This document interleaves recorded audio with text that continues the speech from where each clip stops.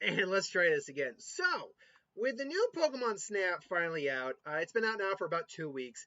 I've had a chance to play it, and honestly, this is just and it's been a while since I've done my whole Pokemon Magic design for my every other week video kind of is falling apart a little bit. So basically, Thursday is just going to be whatever I feel like doing on either of the subjects day. But I've now played it. I played the original Pokemon Snap in 1999 when it came out. I loved it. It was a very different game, and a lot of people really love that game. I think for the simplicity of it. It's just, and by the way, obviously I have the trailer playing on for background images. I almost never use the sound. I'm thinking about maybe redoing the reactions to the Schmodown again, but I never use the sound. Obviously, I don't want to get copyright, and hopefully my image is big enough that this is not going to be an issue. So I'll just be restarting the trailer on loop basically, just to keep something in the background. But it was a very simple game. You just take pictures of Pokemon. You would occasionally unlock new levels. You get more items, take better pictures, and it's one of the most simplistic ideas you could have for a game, and yet so many people love it, myself included. So the question is why? And I think one of the big reasons is it's just a simple game, really. When you talk, it's just the simplicity of it is actually very nice and relaxing. There's no combat to it. There's no competitiveness to it unless you're trying to beat each other's photos, which me and my sister did all the time. Um, but it's just seeing Pokemon be Pokemon in the wild. And for the longest time, we wanted updates. We wanted, a sequel game to the series. It was a game that was crying out for a sequel. And it had a very devoted fan base. It did well financially, to the best of my knowledge. So the question is, with every generation, why didn't you make a new Pokemon Snap? It literally would have been printing money. It really would. Every generation, along with your new games, make a new Pokemon Snap. That would be an extra thing to look forward to. But no, we didn't get that. But now, lo and behold, in 2021, we get new Pokemon Snap. And the big question, is it a worthy sequel? Is it worth it again? Is it great? Is it everything we loved about the original? And the long and short of it is, yeah, it is 100% the kind of game we wanted in a sequel. They basically just gave you everything you loved about the original, but updated, far better. Just looking at this gameplay right now, this is gameplay, and this is what the game looks like. It's a gorgeous looking game. It's vibrant. It's colorful. The AI is like thousands. Well, I'm that's hyperbole, but it's infinitely better than the original because there's many different reactions you can get from Pokemon. It's still a set amount of reactions, but there's still many different reactions you can get from Pokemon. Now,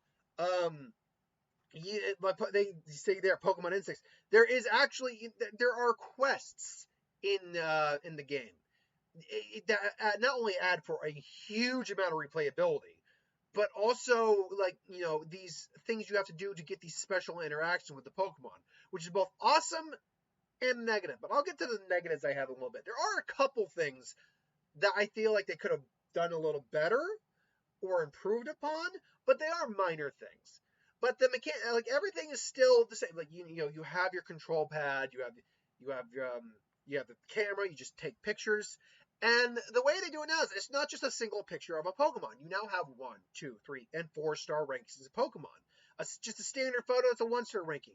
Throw a fruit at them, hit them, or have them eat, that's 2-star. A special thing they're doing, like this, for instance, hold on. And there you go. That's Squirtle on that Lapras yelling at the Sharpedo. That's a special interaction. That's a 3-star photo. But there are also 4-star photos. Those are very special interactions. A lot of times they're tied to the quests. But you can also get, like this right here, is also a 4-star photo, and it's a quest. So you can get a lot of different things going on in the game. But it's not just that. There's so many different environments now.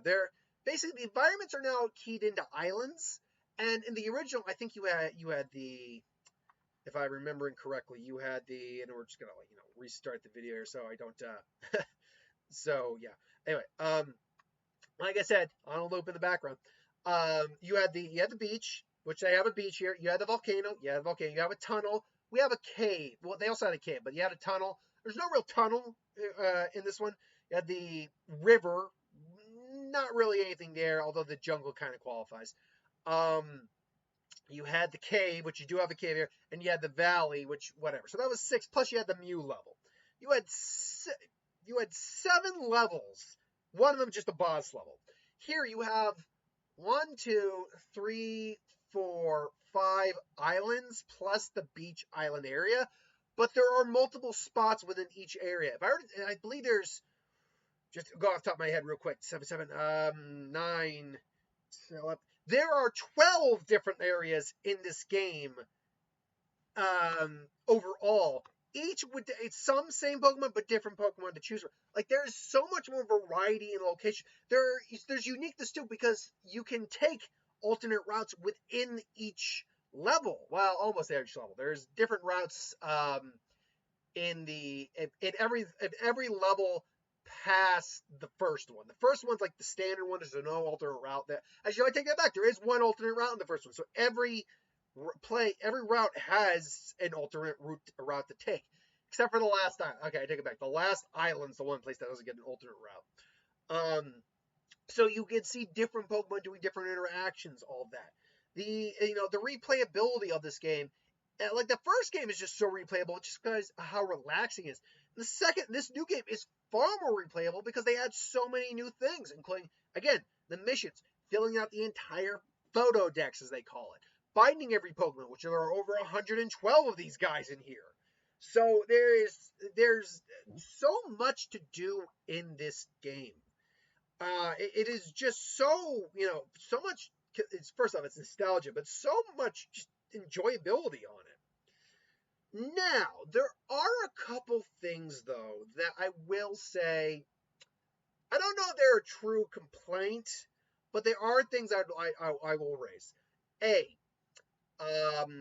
this is, I think, the big one, is that with the requests. The requests are obviously there for you trying to get a certain photo. And some of them are very easy. For example, Dodrio flying. The way you get Dodrio to fly is you shoot the new item, the aluminum orbs, and you basically you shoot the aluminum orb at it, and he jumps up and he flies. Another one is trying to remember, because some of these are very simple. One of them, you gotta just shoot Skarmory flying right next to you. If you time it right, you'll figure that out, no problem. Some of these are very simple. But then there are others, like, okay, there's one. This one, right, it's actually tied into this right here. So there's 2 different quests with this. So there's a Pinsir and a Heracross, and you got to get them to fight.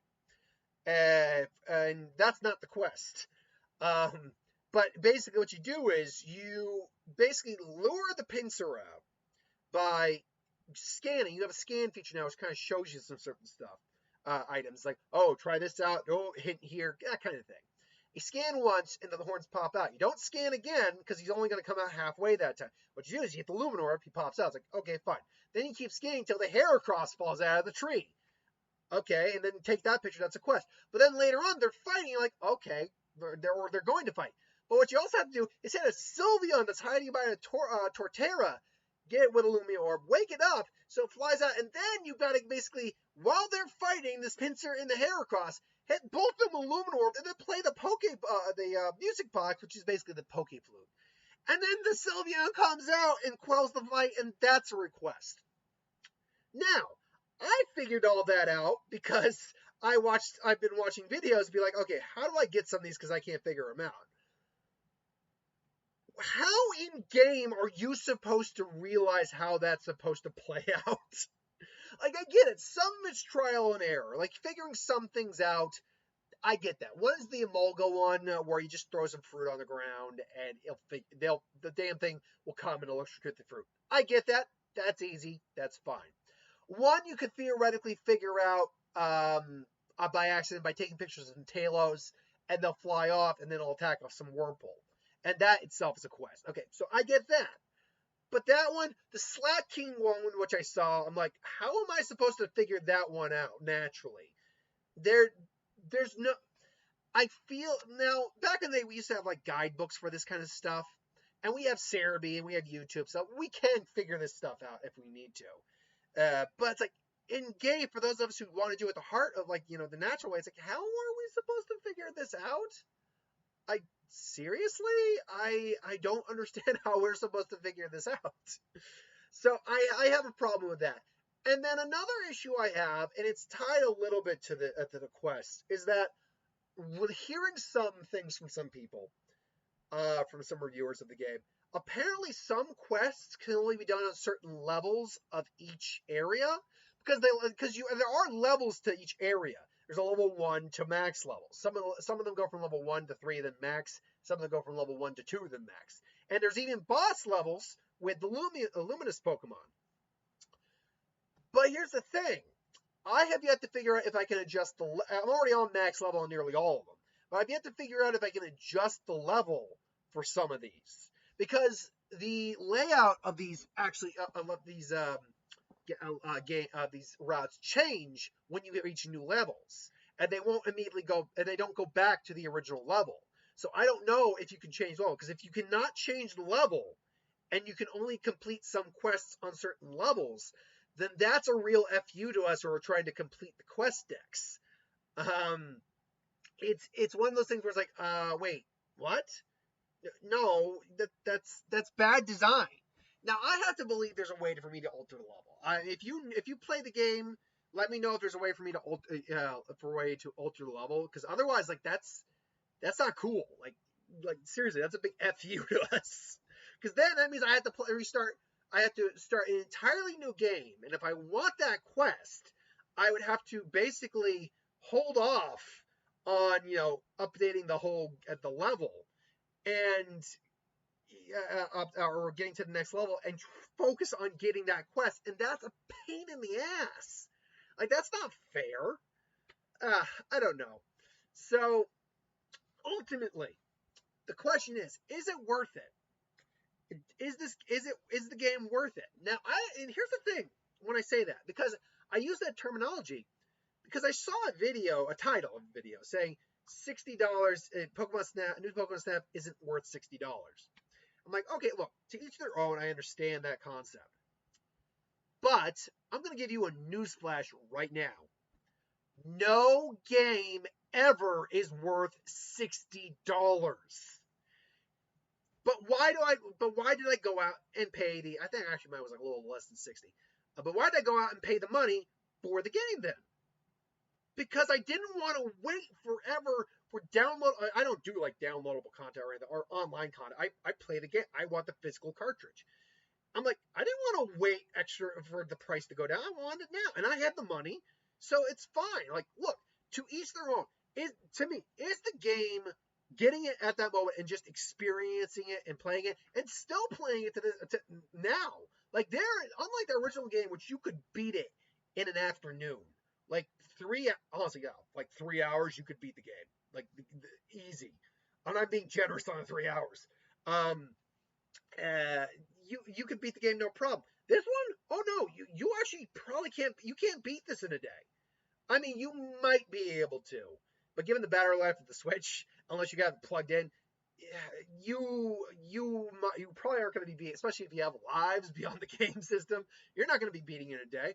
I've beaten the main storyline, which there is a main storyline with cinematics, with voice acting, and even then, I'm like, you still have to wait to beat the storyline to get all the Pokemon. Now, I've gotten all the Pokemon. I haven't gotten all the 4-star photos yet. I haven't gotten every single photo yet. So it's the game that keeps on giving.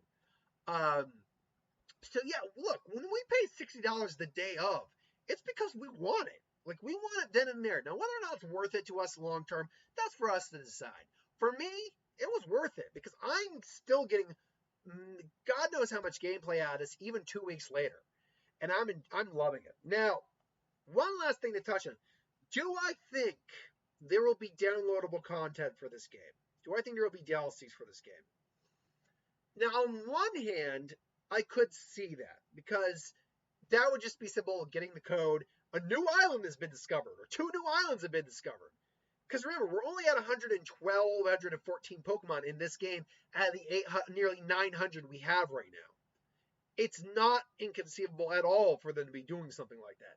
But hey, the one big problem is, okay, how do you do a new environment? What do you have left? You've done it. You got a desert, you got a jungle, you got Like I'm trying to think of any new environment. You could theoretically do like a city, but they did an ancient ruin, so that kind of counts. You could do a mountain, yeah, like a legitimate mountainish area. But we did the tundra, which was on a mountain. So there's that, and he did a cave, which was in a mountain. Uh, Space, not really. Mew's already in the game. Spoilers. Um, which I'm sure most people could probably figure that one out, and most people probably watch spoiler videos for this anyway. Like I'm trying to think of any other environments there. Like you could do a standard. No, they already have a standard forest too. They have a rainforest and a standard forest, a jungle and a standard forest. So you can't do that. So you maybe in a grassland, like a savanna, kind of have that in the first island a little bit. So I mean, it's not impossible for them to do DLC downloadable content, but A, it'd be very difficult for them to figure out new islands. And B, and more importantly, I don't think they want to put the money and effort into doing downloadable content when I'll have to actually check the sales after this. When I think this game's already been doing so well that a sequel just makes more sense. Now, I'm not saying a sequel in the next couple of years, like next year or anything like that, but next couple of years after that, given how well this game's been received. And again, I'm assuming the sales have been pretty solid. Makes perfect sense. Like maybe it's a sequel to this series, and it's just a different variation on the Lental region, where there is just a whole echelon new amount of Pokemon there, and you can still try to update it, things along those lines. I'm not. Is it possible? Yes. Is it likely? Probably not. This is probably just going to be a one and done. Shame, because I would love to keep playing new Pokemon Snaps with a whole bunch of new Pokemon and all that. But that being said, I can understand it being a one and done. That said, too, look, I hope Legend of Arceus can look half as good as this. Because I'll be honest, right now, comparatively, now don't get me wrong, you didn't have to do combat or anything like that besides like the animations. But if like Legends of Arceus or like Gen 9 can look as lovely as these games do, and I'm not talking about the, I mean, if they can look like the cinematics, and oh my god. But if we're, but I mean, just the game itself, the layout, the landscape, the Pokemon interactions. Oh my god, Generations are going to be looking fabulous after this. Fabulous! But they're going to look phenomenal. Now, I mean, there were still some glitches here or there. Like sometimes when I threw a fruit at a certain location, just kind of disappeared through like a tree. But it was very minor stuff that I didn't care about, quite frankly. And yeah, all I can say is, to me, yeah, it was worth it. I loved it. I imagine most people who are playing this will love it. I actually should check the reviews and like how well this thing is doing right now. Because as far as I know, the reviews overall have been fantastic. Um, but overall, that is my thoughts on new Pokemon Snap. What do you think about new Pokemon Snap if you, excuse me, if you played it? Let me know in the comments below. But thanks for watching. Hope you enjoyed. Like, comment, share, subscribe. As always, if you want us to review something, put in the comments below. Let us know if the review at some point. Hit that bell if you want to be notified. I just got to re-record my what if, and I'll be done for the day. So see you later, folks.